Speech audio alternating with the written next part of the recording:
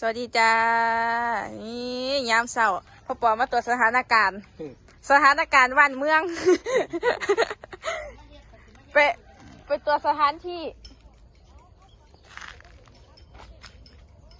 ไปเบิ้งไปเบิ้งว่าเขาเจรจากันได้ไหมคนทางคน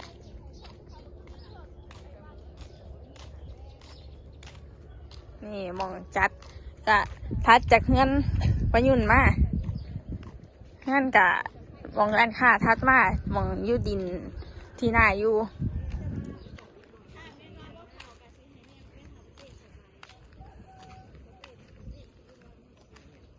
นี่ทางเขากระสีตั้งวิธีอยู่ข้างในนู่นนะจ๊ะแล้วก็ให้คนเต้นอยู่ข้างนอก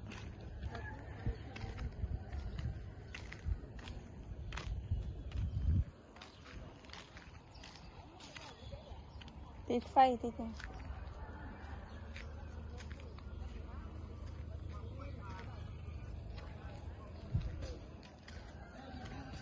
นี่มีราคามาตั้งไปแล้วอะไรเพื่อนมาตั้งของเล่นบ่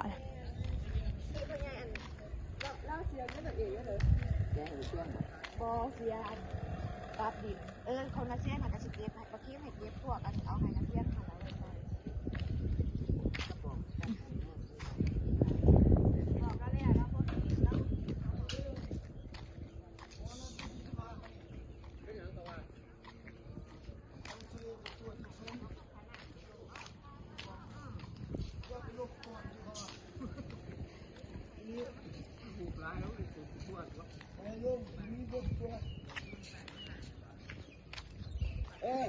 นี่จ้า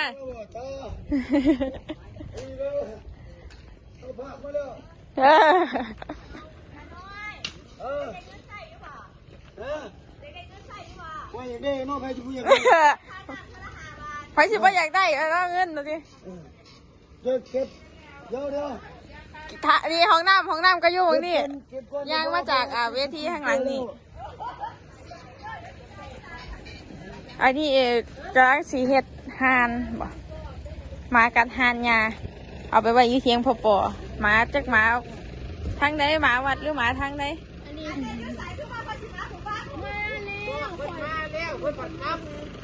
เพื่อนว่าบ่เห็นไผเหมือนกันคนแล้วว่าบ่เห็นไผคือบ่โทรหาคอยคนติดโทรหาเจ้าผู้ระบอกผู้ว่าพระศิมการรู้สึกใจเลนคนนั้นอ่ะมาแล้วโทษทางคนมาจากตลาดหวังโมงป้าว่ารถของเลนมาเราได้เห็นคนลบไปผู้ไปอันนั้นผู้ไปใส่ขึ้นมานี่ไปตลาดนัดบ้านนักเติมผู้ไปตลาดนัดมาเตรียมสถานที่เอาลงใส่ของเด่นเด้งดึงเพื่อจะอ๋อ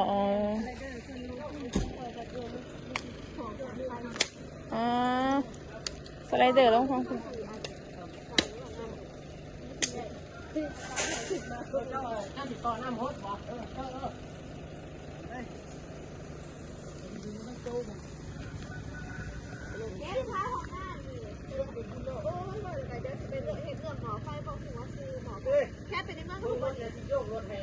ไปกับใครเนี่ยให้ลิน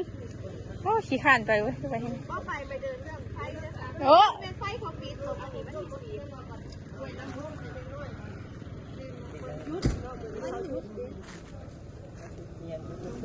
วันรัฐธรรมนูญมือนี่ มืออื่นกับสีสดเซ้ยแล้วมืออื่น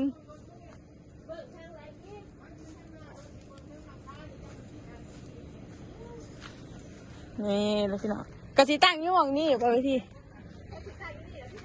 บ่เวทีไหมอ๋อเวทีน่ะเด้อ๋อตั้งข้างในแล้วคนเต้นข้างนอก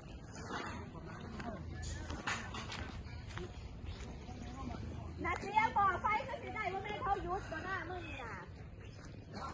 บ่อไฟเขาสิยุดแล้วมึงมันสิเนาะนี่เลยพี่น้องตั้งเวทีอยู่หม่องนี่แล้วก็หันออกไปหน้าถนนคนกะสิเต้นอยู่โซนนี่ไปอันนี้นะเรากำลังฮดคือสีไงดีปะทูโอ้โหได้เลยเนี่ยคือสิเป็นตาไงปะทูนะย่ำคืนนี่เนาะ ย้ำขึ้นไหมเปียกอยู่ตัวย้ำขึ้นเต้นทั้งล้มสิว่างุย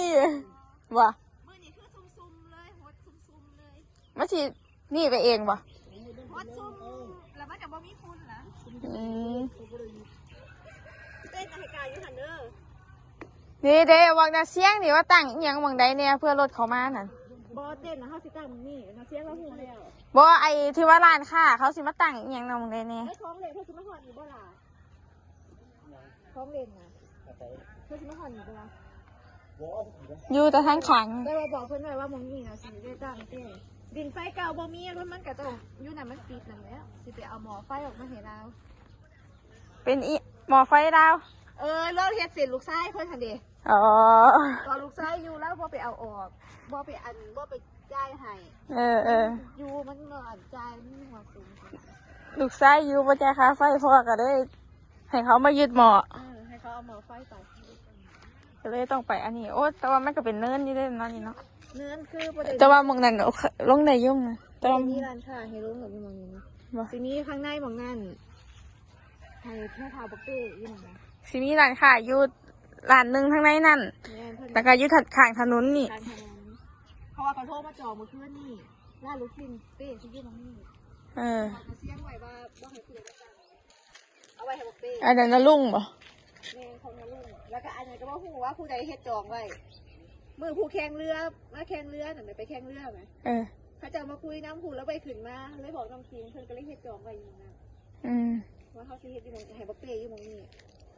ข้างหน้า น่าสิมีอยู่มั่งเห็นไอ้ก่อว่าสิมาขายตำบักหุ่งอยู่ ก็เลี้ยงยาว แต่ก็บ่รู้ว่าสิมาติดต่อเพิ่น เขา ไหม สุขภาพประยุทธ์เพื่อกสิขายของประยุทธ์อันนี้ เออ ก๋วยเตี๋ยวสิจ้ามึงนี่ ก๋วยเตี๋ยวใหญ่ก็ทีได้บ่โอ้จับเลย